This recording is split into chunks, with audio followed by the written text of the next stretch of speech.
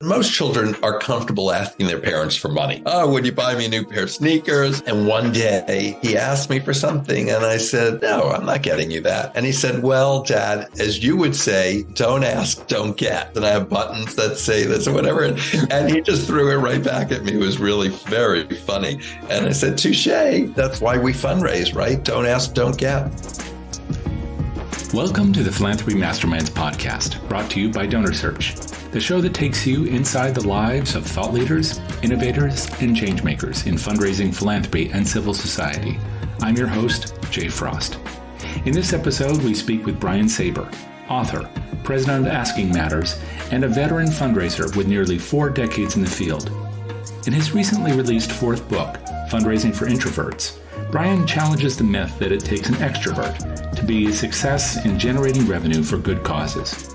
We talk about his journey, the significance of close friendships, humor, parallel play, and vulnerability.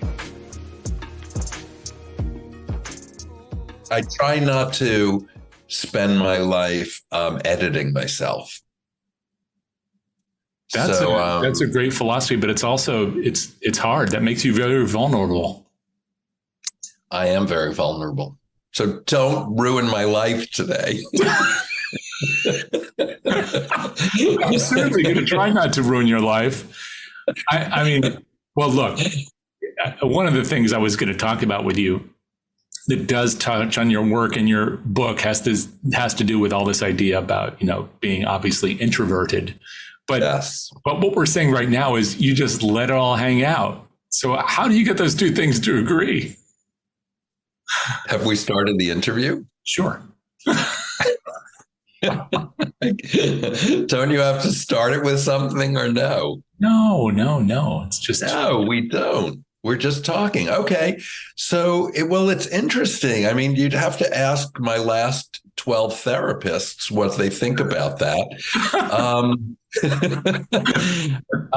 Yeah. We're all complex, aren't we, when we really dig deep? I'm no exception to that. I've always wanted to be accepted for who I am, even though I struggle with that. And I struggle with self-confidence. But I want to be accepted. I don't like this idea of sharing some information with some people and some with others. Now, of course, there's some very personal stuff that happens in life that I don't share with virtually anyone, but I tend to be an open book. Mm-hmm. And I tend, and my relationships, my friends and such, they tend to be an open book with me, because I'm an open book, and it gives us a certain depth of relationship, which does link to this kindred spirit introversion piece of me, right? That what I want is real and deep relationships. And if I'm always editing myself and wondering what I should say or not say, then I'm creating a bit of a barrier to that genuine, deep relationship. So I think that's part of it, how maybe I can synthesize those two. Has that always been true for you, though? I mean, was it always that you found this kind of comfortable space in just being authentic, being real with friends, family, and others? I've probably grown into it. Some of it has come from humor.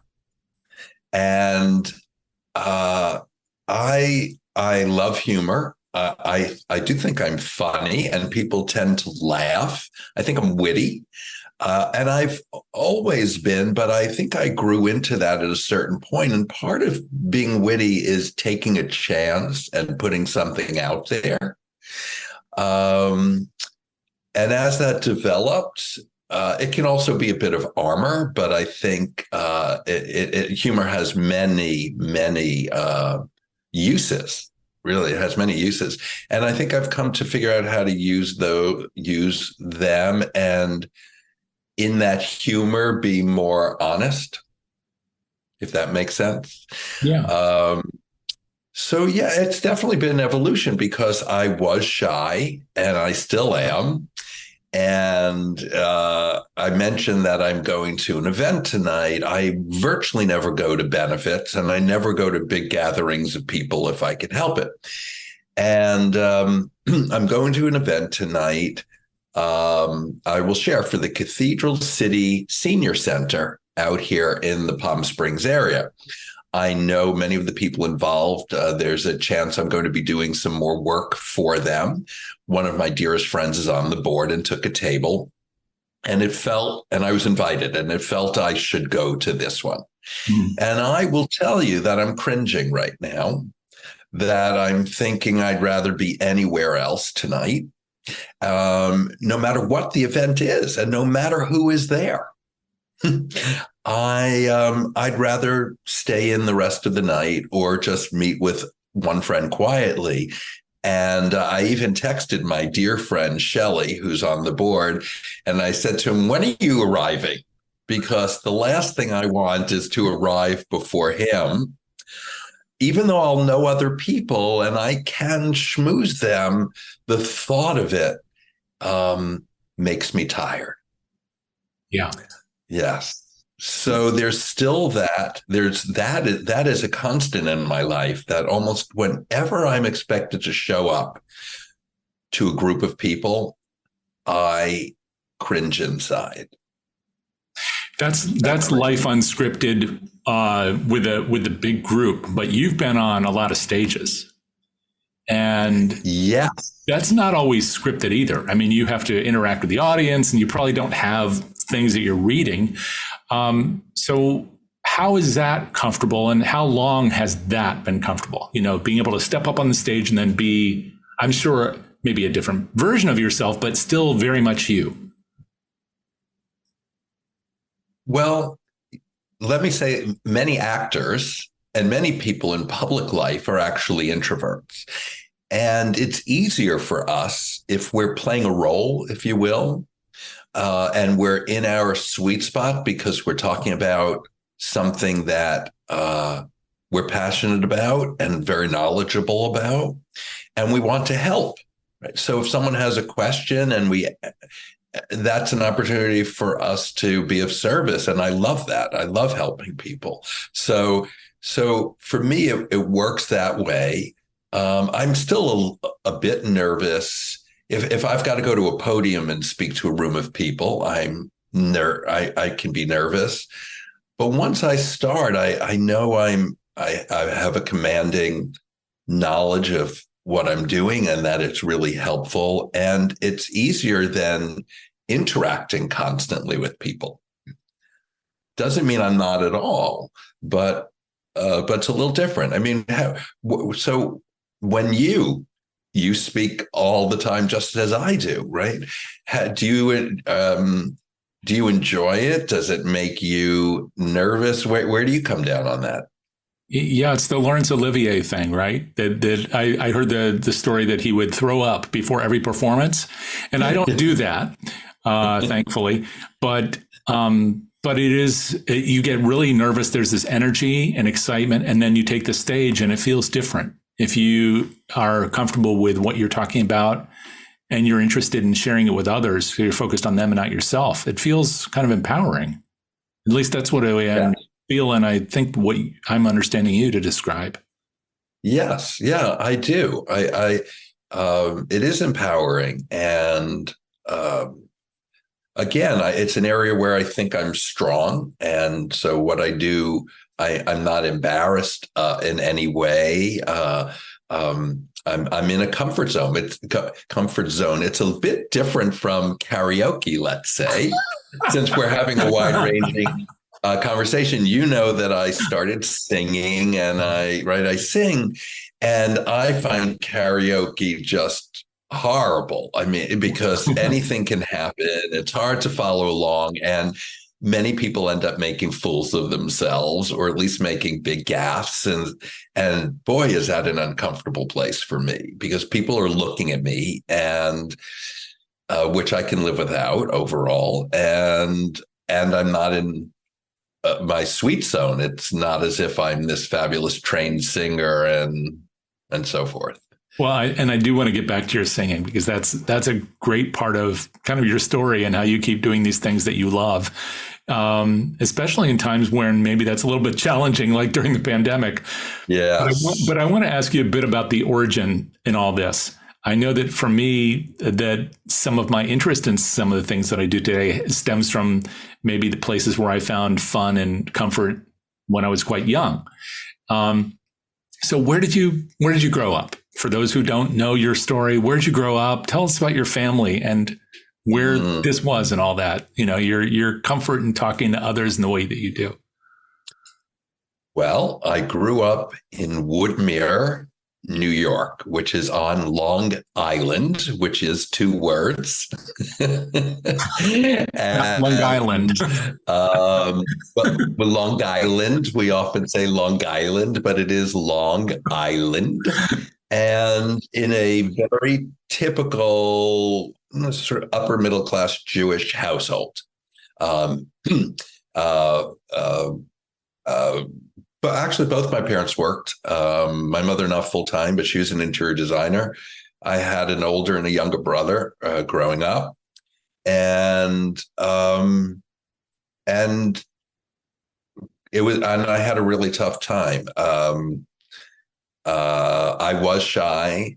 My brothers were both boisterous, athletic types.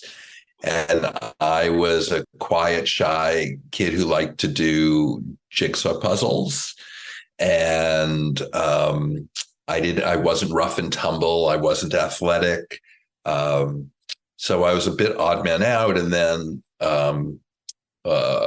I'll be totally honest. I mean, my father had a massive coronary when I was 11 and was in a coma and hospitalized for a month, and we couldn't see him. My younger brother and I, we were too young, and then he was home for 5 months, and it really, really uprooted everything. And my younger brother just really got totally out of control and was for many years. And I basically retreated to my bedroom and used to sit and watch television hours and hours every afternoon, because that was my solace. That was my place. It was either that or I'd be with my friends. I often was at friends' houses because my house was a bit chaotic and unsettling for me often. And I really came to value my quiet time and alone time. And I think one of the reasons I am challenged around people, if I'm around people too much, is I need space. I grew up in a situation where someone in my household was taking up a lot of space, my younger brother. And to this day, when someone's making noise in a theater or standing too close to me on a platform or something, I'm giving you all the deets here, Jay. I need more space. And one of the ways I get space is by being in my own home by myself, being where it's quiet, whatever that is. So that's been true my whole life. And I'm aware of all that, and I work with all of that, right? And but I'm always careful about my environment. Yeah, because that's something control. Yeah, that makes sense. But wait, before you go too far away from this, you'd retreat to television. So I remember that time well. I also remember the channels there in that area growing up, WPIX and other things. So what were you watching? What did you retreat to? What were your shows that gave you a little bit of privacy and silence in the middle of all the chaos? Well, I watched everything. As a matter of fact, somewhere I have a spreadsheet because some friends of mine and I tried to make a list of everything we watched growing up. We watched so much television. Oh, yeah. They didn't grow up with me, but we grew up in this golden age of television, the 60s and 70s. Well, I thought it was golden age, where you'd watch every season of MASH and every season of Dynasty and every season of whatever. And I watched I used to watch. I don't know if I'm still dorky, but Really was. And I would watch the Merv Griffin show and the Mike Douglas show. Oh, wow. Yeah. Oh, yeah. So I started in the afternoon with afternoon talk shows, I guess the precursors to Oprah and whatever, and then would go into the serials in the evening, from the Brady Bunch to MASH to the Odd Couple to whatever. I watched everything. And as you know, there were only three major channels back then: ABC, CBS, and NBC. And then you had Channel 9, Channel 11, Channel 13. And you could watch not everything, but tons of what was available. And I did. I also read a lot. I read, especially as I got to high school, I was a rabid reader, and but a lot of television and some gameplay. I loved board games. Loved whether it was chess, checkers, or Life, Monopoly, Othello. You name it, a lot of board games. You know what's surprising me about this, though, is that I'm not hearing anything about theater. And theater is a huge part of your life, as we'll talk about. But you weren't doing the school productions or any of that yet? Never. I never acted. The 2 years I was on the lighting team in high school for theater.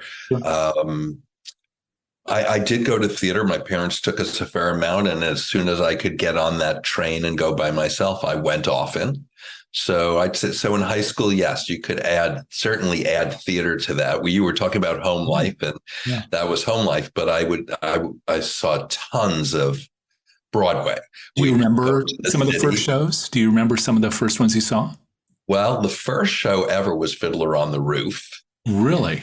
Yes. And the reason why I remember that is my mother forever told the story of how I got sick and threw up, and she spent half the show in the bathroom with me. No. So that's how I remember that was the first show. Changing the song to "If I Were a Sick Man," obviously. Yeah, very good. Very good. Oh, I'm so sorry, but still, that must have made an impression, even. It did. I mean, I saw whatever was playing, a chorus line. I have to think back what was in high school rather than college and such. Wow, that now you're challenging my memory in my seventh decade. All right, it wasn't meant to be a quiz. But I know that the theater was huge for you. It is huge for you. Huge. Yeah. What was the connection that you found there, even going to the shows? Yeah, it's interesting because I've been thinking so much for me is through this lens of introversion, and that I've been studying and trying to understand myself. And I realized that the activities I like best are what you'd call parallel play for kids, which is I'm part of something, but it's not something where you're always socializing with someone else or interacting. Whether it's theater, which is a communal experience, but you're hopefully sitting silently, or it's my yoga, where we're together, but we're practicing and we're not talking to each other, or, in singing, right, where you're all singing in a chorus, you're not chatting with each other, you're making music together, and you each have a part, but you're not spending the whole time socializing and chatting. Theater for me, well, first of all, I'm so moved by it, especially musical theater, but also the great, great plays. And I like sitting there in the dark. I love going to movies. I went to tons of movies forever. So I'd experience it with someone, and we could discuss it afterwards. But really, it was like parallel play, right? Because most of the experience, we were quiet with each other. And that's still true today. So that's a piece of it. But I do find theater, good theater, so moves me, and it stays with me. And the great musical theater composers are so extraordinary, and the emotional stories they tell, and that really resonates with me. All performing arts, but in particular theater. Well, that's the thing, is that you went. I know we're jumping ahead, but you were growing up there, and then you went off to school. And I'm trying to remember if was it Brandeis Or It was good memory. And then you almost immediately were working in this world of performance. But again, I guess almost like parallel play, except you were doing a lot more than just sitting there quietly, because you were making things happen on this side of the world of, revenue development. So where was that? That was at Joseph Holmes Chicago Dance Theater. What brought you to that? How do you did you seek that out? Did it find you?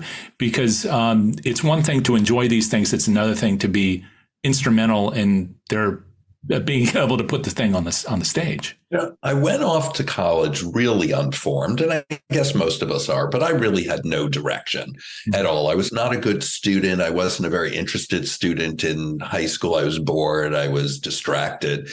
And I actually didn't even care if I went to school, but I did, which turned out to be a great thing, at least actually socially. Most of my best friends today are still my friends from college. And while at college, this was what was so interesting. I had a work-study job that all 4 years, and I will share with you that my boss, this is funny, my boss those 4 years is the gentleman I was just talking about texting, who's on the board of this cathedral center. Wow. Is that wild? I have stayed in touch with him. I've now known him 43 years since my freshman year of college. He's one of my dearest friends. I adore this man. He was a mentor to me back then and a dear friend, and he lives out here in the desert. And that's how I got involved with this organization whose benefit I'm going to. So that's pretty wild. And that experience, I loved being part of the administration of the school. I loved working with the other administrators who were running the school. And then I started getting involved in as a volunteer in lots of student activities. And I hadn't really been involved in high school, truly. I was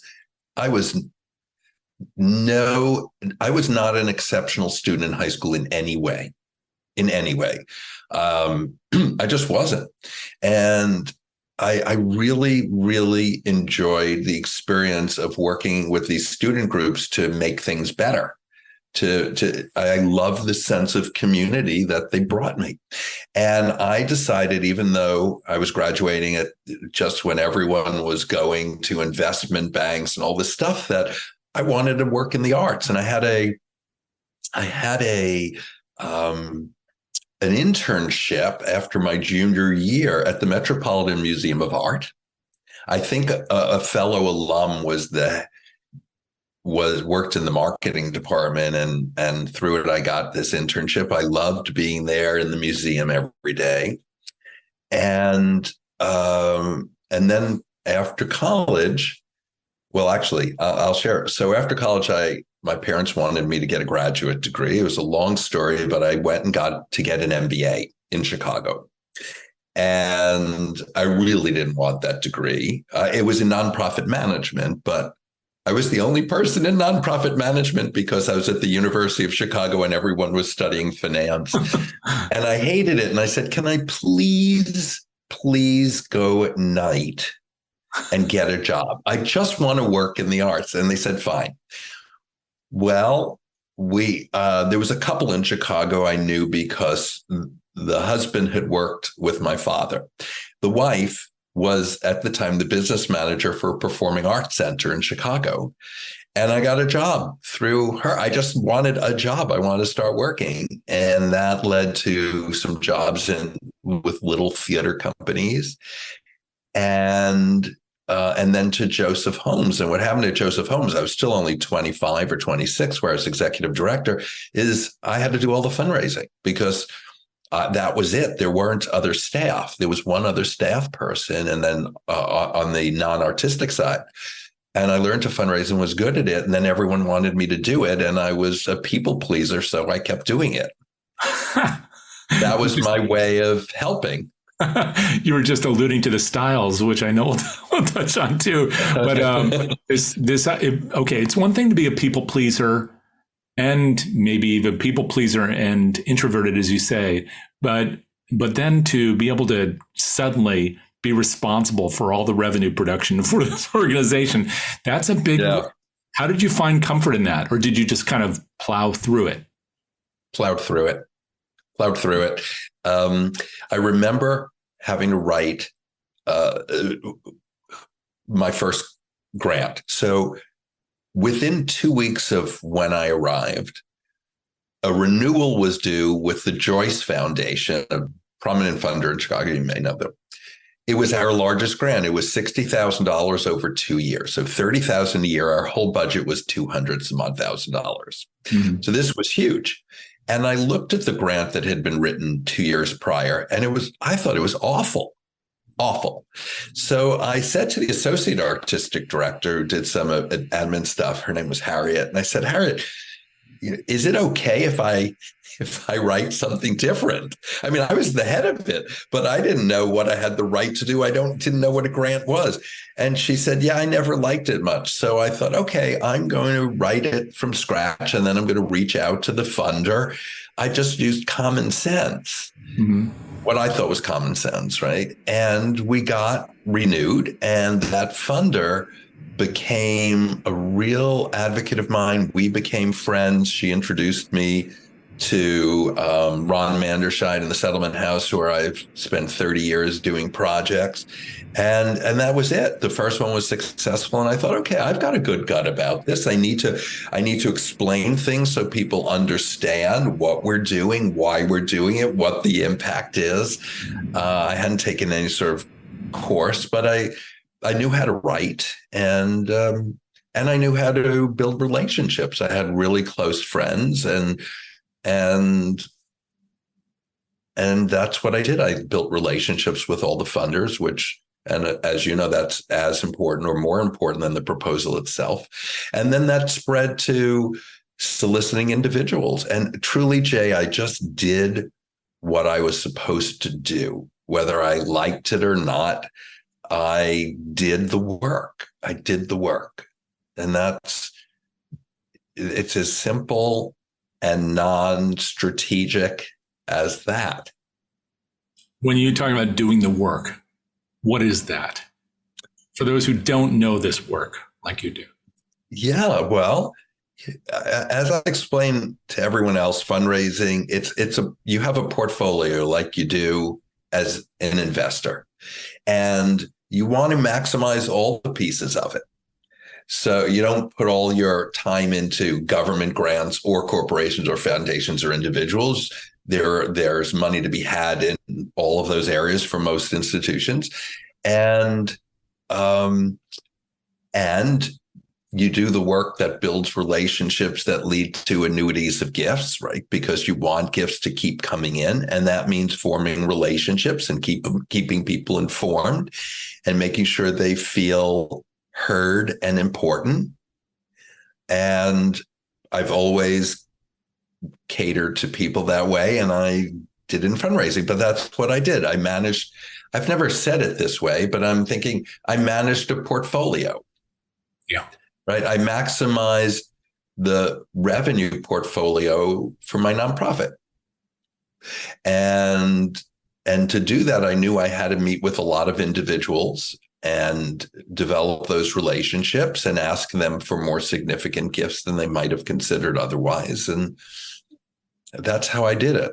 I don't know if we've talked about this. I never had an ounce of training. I never took a fundraising course, nothing. I just used my instinct. It's funny. A couple of things you talked about do sound reminiscent of the time, because I remember it well. The way you talked about the University of Chicago being the only person in nonprofit management, and then meanwhile everybody else was doing finance. I think that was the era of Milton Friedman, right, up there and all that. So it was very much a finance-focused school. But you also said before that about people going off to college and then going on to Wall Street and going into investment, but you took another path. Where did your family go? Your brothers? Did they the one who was kind of running his own speed, and then the other one as well? Where did they go? I was totally odd man out. Totally. No one even understood. It's like, what are you doing? Why are you doing that? My older brother became a a lawyer, a partner in a law firm, and such. And my younger brother went into finance. And I remember our next door neighbor saying to me, "Why are you doing that? There's no money in that." I mean, this was. My parents were first generation Americans. Oh, Their really? parents were immigrants. From where? Well, actually, I don't know if does that make them first generation or second generation? I'm being dense here, but my grandparents came from Poland, Russia, Germany, and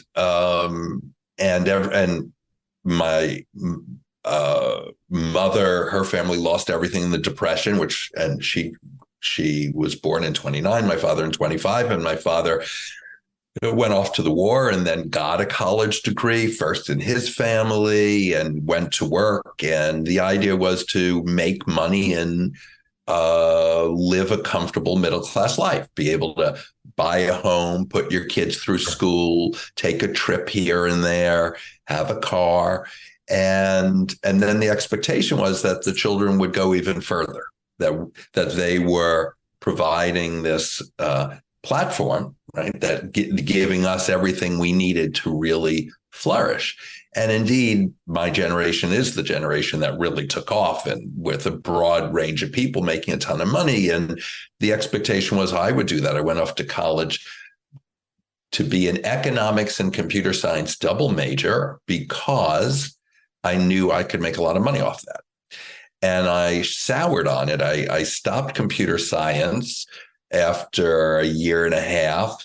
It just didn't interest me. And I continued with economics, and economics is very interesting. But by the end of my senior year, I'd taken 9 art history classes because I was much more interested in art than economics. I knew I wasn't going to be an artist, but that's how I ended up at the museum and how it all comes together. So yes, I went my own way, and I don't think people really understood it. I think people really admire that I did it and stuck with that now, looking back on all these years. But I think at the time people thought it was a folly of mine. It didn't make sense. I grew up with a fair amount. I was very lucky. And I was pretty materialistic in high school and college. And then I wasn't. I guess I'd had it. I'd had it. I guess I could have spent my life in pursuit of more of whatever that was that I had, but it didn't ring true with me. Right. It just, okay, so it's fine. I mean, I wish I could have traveled more over these years. But I don't wish I had fancier cars or a bigger house or any of those things. I don't know. Do you wish you had some of those things that you gave up by? I don't know. I mean, I think that every once in a while it'd be nice to, maybe do something I haven't done, but I'm not sure that money is always the solution to that. Right. There's a lot of maintenance to the things you buy. I see with my friends and their, and whatever they have and what it takes. And you can get really absorbed in that. And it's sort of like, look, a car, it depreciates as soon as you take it out, right? I mean, there's... So, I think life's about experiences anyway. And that gets back to the performing arts as much as anything, and being with people in intimate one-on-one situations. But that's really what life's about, people and experiences. And a lot of that doesn't have anything to do with money, truly. I mean, you can't have no money, right? Because destitution will keep you from having the wherewithal for basic things. But for most of us who are earning a living and have a roof over our head and are safe, it's about people and experiences, and people and experiences together. And yes, I can't afford premium seats on Broadway, which is frustrating. I know many people who can spend the $500 or $600 for the best seat in the house, and I can't do that. But I know how to get cheaper tickets, and I see, I still see stuff, and yeah. So you're not going on the Eras tour, but otherwise you're. I am not. I definitely am not doing that. No. But you go to the shows a lot. Yes. Now you only recently moved out to the West Coast. Yes. But before that, I know we're jumping around a bit here. You must be seeing dozens of shows a year. More than that. I probably, well, of course, I've also been out here in the winters the last few years, but this spring I went 3 times a week. Wow. So I saw 30 some odd shows in 4.5 months, and I think I was away a month of that. I would see 2 some days. I'd go to a matinee and an evening performance, and I was just happy as could be. Yeah, I love theater festivals where you go to 10 things in a week. Yeah. Wow. And that world is one where they have had traditionally a lot of trouble financially to bring in the revenue, to sell the season subscriptions, not necessarily at a Schubert or something, but in the arts in general, this has been a continual problem. It's even true. I shouldn't say that. It's even true on Broadway. Obviously, shows close. So, but in the nonprofit arts community, particularly, it's a problem. Well, today it's a huge problem because what COVID did is it destroyed the subscriber base, and the subscribers didn't come back. So at most of the regional theaters, the equity mid-sized theaters, whether it be, in Chicago, the Goodman and Steppenwolf and such are out, in San Diego, La Jolla, and in Seattle Rep, and in New York Theater Workshop and Signature, and all these theaters, they all had these strong subscriber bases. And obviously, generous people at least let the theater keep their money for the year when COVID hit, but then there was nothing much to subscribe to.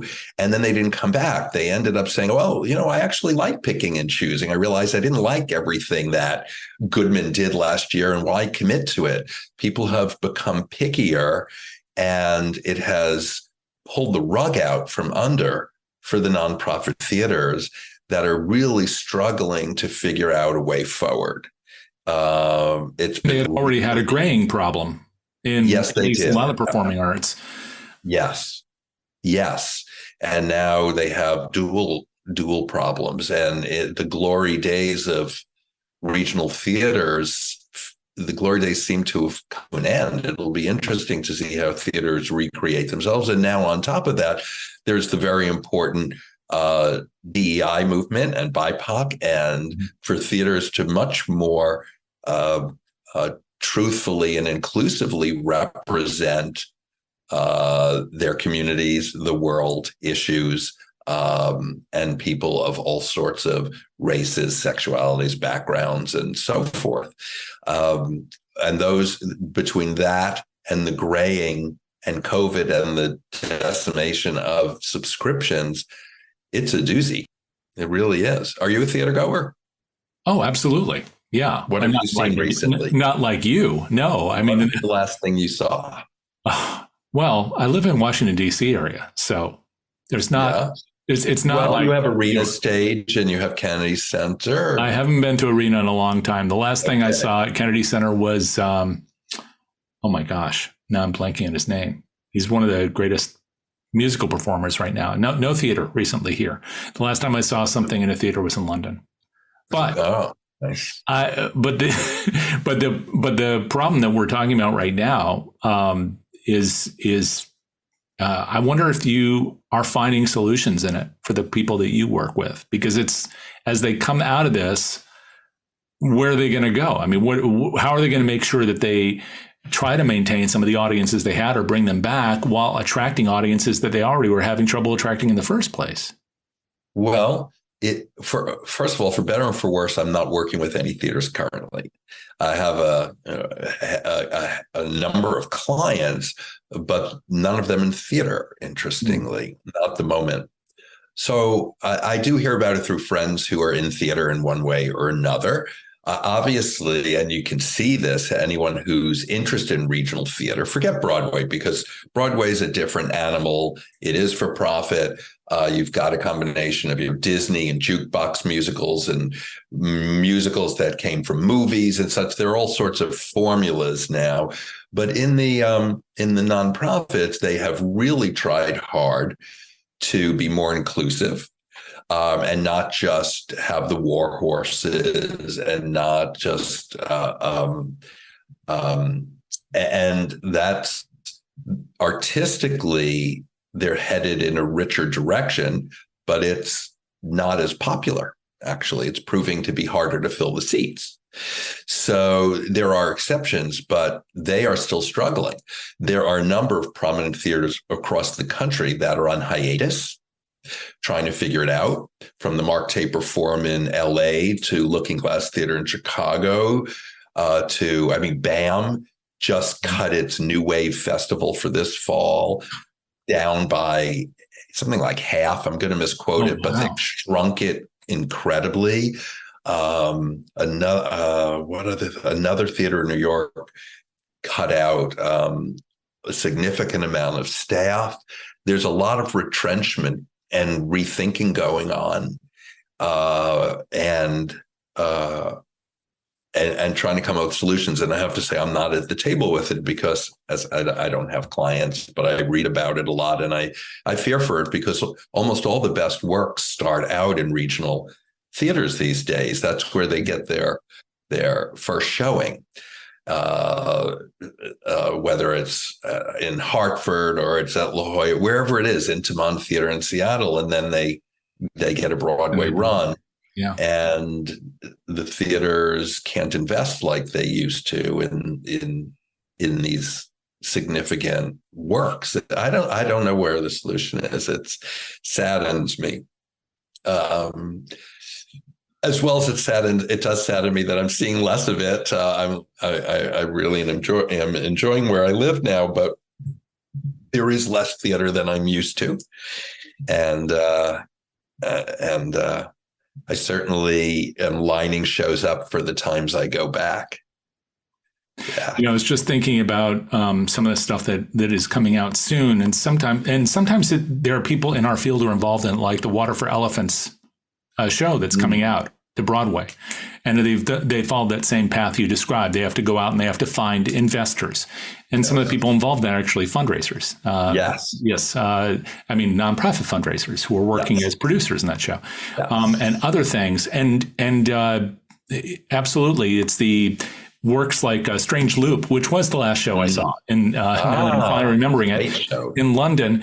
And that show definitely, I think the birthplace of that show was off Broadway, if I'm not mistaken. Yes, it was in the city, and then it moved to a Broadway house. Right. Yes. So in each of these cases, they have to do all this development work that we're talking, not just the development of the show, but also to find out the financing for it and to build the audience for it, so they can bring it, and people will say, "Oh yeah, it's real," and I'll go buy a ticket, even if you're from wherever, Omaha or something. Right.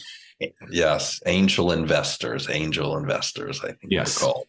Yeah, it is fundraising. It's a little different though. So as we know, fundraising is an odd bird, because what we're giving people in return is a sense of goodness, a sense of sharing, a sense of helping others, and those do make our lives better. Right? We all believe that, and we know it in our own philanthropy. But at least with these angel investors, they have a chance to make some good money. It's a little bit of a roll of the dice. There's a little more in it for them than there is in fundraising. I don't know if you agree. I'm interested to hear your take, but I try to be pretty honest about this. And whatever we want to say, our donors, we're not equals with our donors. Our donors can contribute, I think, to 1.5 million nonprofits, and we have a much more limited pool of people who will contribute to us, and they are sort of in the catbird seat because they have the funds, and we need the funds. I think, though that's somewhat true with angel investors in shows, as I said, there is the chance to make it big. And there's also the being up close and personal with the artists, right? Which is very intriguing for people who want to put $10,000 into a show and get to come to previews and rehearsals and readings. And what do you think? Would you agree? I think, yes, I think that's absolutely true. And I'm not sure how often we offer that kind of opportunity for donors to feel like investors do. Yes. And I wonder about that. It's easier in some fields than others, right? And some, when I ran this dance company, it was fantastic because I brought everyone in to watch rehearsal.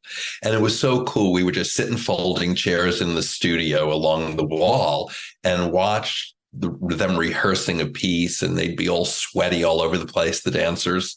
and then I would take the donor into my office to chat and have a sandwich or something. And they were so jazzed by what they saw.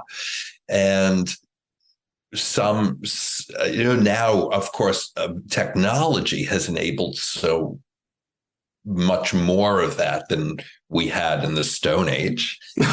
In 1987, when I was the executive director of this company, what did you have? I mean, I guess you could make a VHS tape. Did we? Yeah, we had VHS in 87, I think. So you could make a VHS tape perhaps to show to someone. And other than that, you had to see it live. Right. That was right. That was it. Well, that certainly made it a little easier to say, you do this and look what you get as a result. You get to go and see the artists on the stage or participate in the program somehow actively. But now, like you said a few minutes ago, if people become unaccustomed to that, they break from that habit as a result of the pandemic, for example. Well, then it's hard to get people to say, well, I have to do it that way. They might think, well, I can just, pull it up on my phone. And so are we competing against ourselves or not? I'm not sure. But the relationship piece, I don't know if that can be replicated virtually. I mean, we're having a virtual conversation now, but we've known each other for a long time. When you're doing this with donors, I know that we can ask people virtually and we can interview them virtually, but it's not the same necessarily as getting to know them, is it? It isn't. So this is an interesting topic, and I would love to do some real in-depth research on this to understand better how the nonprofit sector as a whole is dealing with it. What I see overall, and certainly what I think is going to play out is that over time, maybe even now, we will have more face-to-face interactions with donors, fewer of them in person, because people are getting out of the rhythm and technology is taking over, but at least more with a face as opposed to just a voice on a phone call. And I think overall, it'll be positive. People will get so used to this type of interaction over the years that it will feel natural. Having said that, I can't imagine a day where it can be the same as being together in a room. There's a vibrational force. There's so much at play when you share space physically that is important. There's a level of commitment to it, to being together, making the effort to be together physically. And I think that's going to be hard to make up for in a world that's so much more virtual. I mean, but I don't know. Are you hearing any research in the field yet on it? No. I mean, of course, the anecdotes are all largely positive, but what you're describing is this kind of deeper relationship building that you've been talking about in the context of your whole life. I mean, if you just talked to someone a few minutes ago or texted them, and now you're going to see, you're going to go to an event because they are there and you've known them since you were in college or high school. Then, I mean, would that have happened if you'd had your first meeting through a Zoom call or, on a Twitch stream? I don't know. I don't mean to diminish those things, but they are different. It's a different experience. It is. And if I were to, well, of course, look, we are of a certain generation. So that's also I mean, at this point, most of my best friends, let's say, are set. I've made some amazing newer friends, but in person, and that's the way I make them. Younger people, maybe they feel that these virtual friendships are the same. I don't know. They're still getting, that will be interesting to see, because young people still are going to school and having after school activities in person and play, right. They're playing with their friends. How can you replicate playing tag virtually? How can you replicate so many things? Well, no, I was just thinking about Among Us, the game. I don't know if you've No. So, okay, well, there's a certain amount of playing tag that's like that, but you're right. It's not exactly the same as running around your house or hiding behind a neighbor's tree.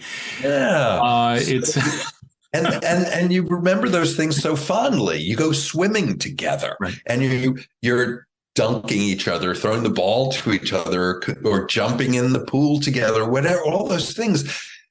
And there could be a moment where it's all such out of body experience that it is all the same, where we are zoomed in and zoomed out and holograms. But I don't know. Some of that is hard to imagine. On the other hand, we have AI and we have all sorts of things now. So I don't want to say none of that's possible, but some of it for me is hard to imagine. Yeah, and who knows? I can't imagine it being an equal to being in person. What we missed with COVID, right? Mm-hmm. I'm sorry to interrupt. No. Please go ahead. Well, what we missed with COVID, what we missed was relationships, was being with people. No one hugged me for 3 months. It was heartbreaking. When one friend of mine finally took the risk and hugged me outside, it was a moment. It was a moment.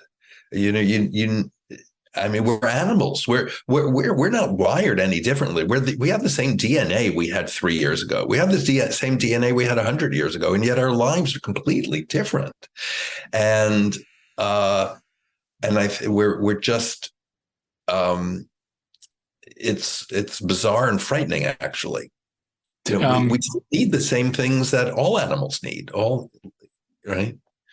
Talk about how you made it through the pandemic. So, well, first of all, being an introvert, I had an advantage because I do spend a lot of time by myself. I've been single a fair amount of my adulthood, and I've spent a lot of time by myself.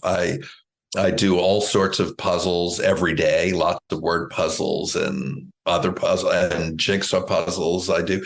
And during the pandemic, the first year of the pandemic, I did 70 some odd 1,000 to 1,500 piece jigsaw puzzles without looking at the picture. Okay, so I knew what it was. I bought the puzzle, so I knew it was a certain picture, but I didn't look at it as I was doing the puzzle because I had that much time on my hands that I would figure it out by shape and color. I did that. I did virtual yoga. I did virtual singing lessons. I had some people I Zoomed with regularly. Can you imagine if we hadn't had Zoom when this happened? Amazing. So I would do that. I took tons of walks. I was walking up to 15,000 steps a day. I would walk 2 miles in this direction to say hello to someone outside and then 2 miles in that direction. So I did a lot of that. And that's how I ended up coming out to Palm Springs, where I'm now living. I didn't want to be inside by myself for 2 months, and I decided to rent a place out here because I'd been coming for years and loved it. And I knew if nothing else, I could be outside in the winter and sit 6 feet away from a human being. And I couldn't imagine that happening in the dead of winter in New York, New Jersey. So I came out here that first winter, and that was extraordinary. I was able to do yoga outside, and one of the gyms took all their equipment outside. And so that really helped. I had a routine, and I think you had to have a routine in COVID, or you just ended up in a blurry mess. And I got up every day, and I did my walking, and I did my this and that. I really kept to a structure. And most of us were the lucky ones, because we were able to work from home. We were able to do all sorts of things that a lot of people weren't. But when you're living in such a densely populated part of the country, and you're living in high rises, and you can't even get in an elevator and out of your own building, and life is really about avoiding everyone else because you're living on top of each other, that probably does add an extra layer, to anyone who's in a real urban environment.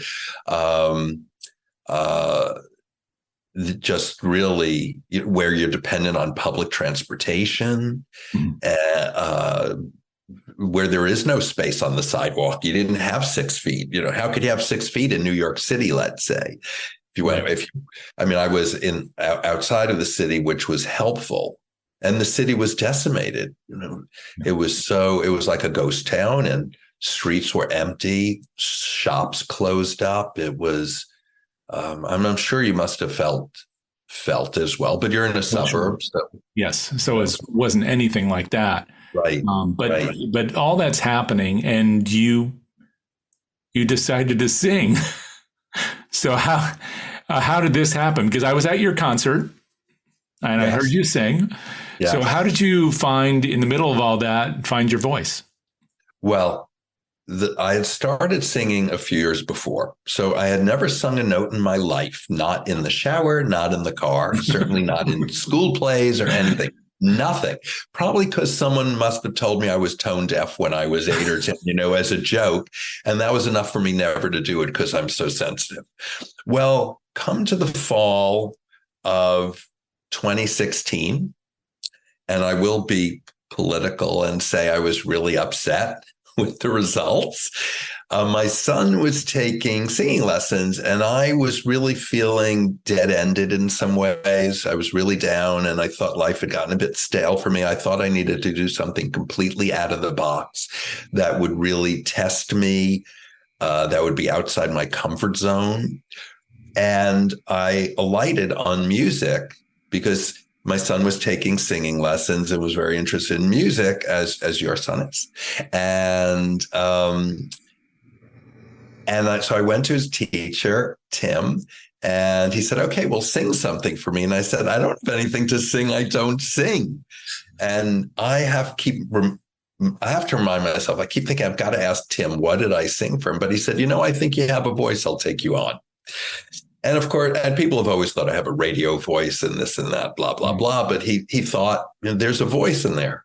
And fast forward, I started taking an 1.5-hour lesson every week.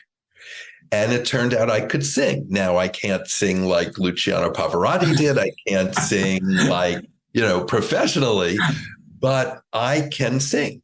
And 3 years in, here comes the pandemic, 3.5. And I had been talking to Tim about possibly doing a little cabaret performance for my friends as a next level thing when COVID hit. And I decided, really on a week or 2 weeks' notice, to do this concert for my friends and family. I don't remember whether you saw the first one or the second one. There ended up being 2. The first one was out of my apartment. It was height of COVID. And so I had accompaniments that Tim had made of the songs I wanted to sing. And I stood in front of my computer in my living room with all my friends and family, 200 some odd people watching. And I sang 10 songs and did a little patter in between them. And it was so scary, but so amazing to bring everyone in my world together at a time like that and do something like this. It was really a moment. And then a year later, I decided to do it again. And at that point, we had vaccines. So we were still being very careful, but I could go to Tim's, and my son was home. He was my tech guy, and we did it out of Tim's studio. And boy, was I out of my comfort zone doing that. Yeah, really. really scary. But I think I have learned that those scary moments are the ones where we grow the most. I do believe that. And so I try to have them here and there.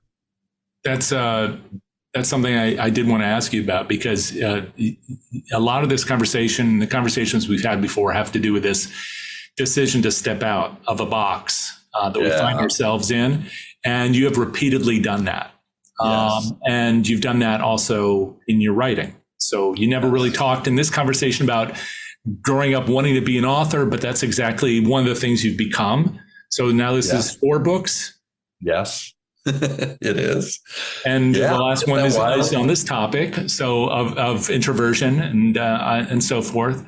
Where does writing fit into all this? That's another method of finding your voice and deciding to speak up. Why? Well, I've always loved the written word and the oral word. I love words. I love language. It's a lost art in many ways, which saddens me. But finding the perfect word for the moment, I love. I love crossword puzzles. I've been doing my New York Times crossword puzzle since I'm a kid. I mean, really forever. And I like anagrams and puns and cryptic puzzles and spelling bee. I'm now an addict to New York Times spelling bee.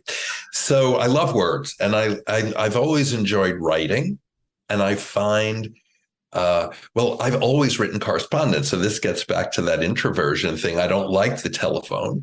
And as soon as I could use email, I was emailing my donors beautiful notes all the time, from scratch, with a voice, in my voice.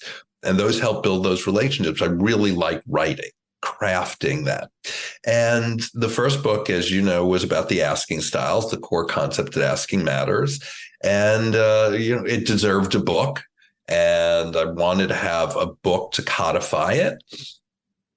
And then the second and third books came out during COVID. I didn't even market them really. You asked, what got me through COVID? I wrote 2 books. That was one of the things I think that kept me rather busy. And I really love the idea that I'm a published author, that there's something amazing about having a physical book that you've written in your hand.